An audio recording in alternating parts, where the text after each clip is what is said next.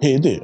So you have started working on your custom website in HubSpot, and once you have started working there, you are running into all of those small little steps that have to be done in order to get a complete website live. And in there you find something called as a featured image. Today we will tell you how you can set featured image on your HubSpot website or blog. So guys, let's dive deeper into how you can add a featured image to your HubSpot website page or blog.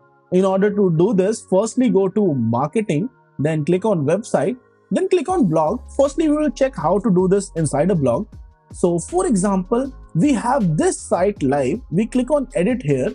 This is a practice page we made for ourselves. So you click on edit and then you click on settings on the right section. Here, on the left, just below general, there is a column known as featured image. So here you can upload a featured image for your particular post.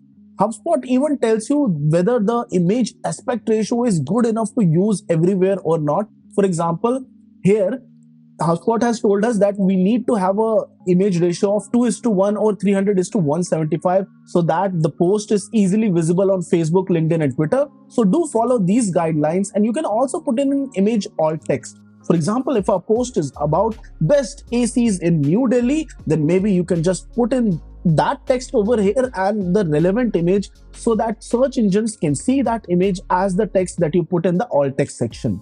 So when you have selected the appropriate featured image, just select that one, then click on the close icon, then click on the update icon, and your changes would be live on the page, and this page now has a featured image. Now, how would you do this inside a website page? That would be similar to this process. So if you have to add this to a website page, click on marketing, click on website, then click on website pages, and here go to a page that you want to edit. When you click on edit, after that go to the settings icon on the top right, and here as well there is a section called as featured image, and you can enable the featured image, then upload an image of your choice here which can then later be used, and then click on the cross button, allow the page to be saved, and then click on update, and the changes are done.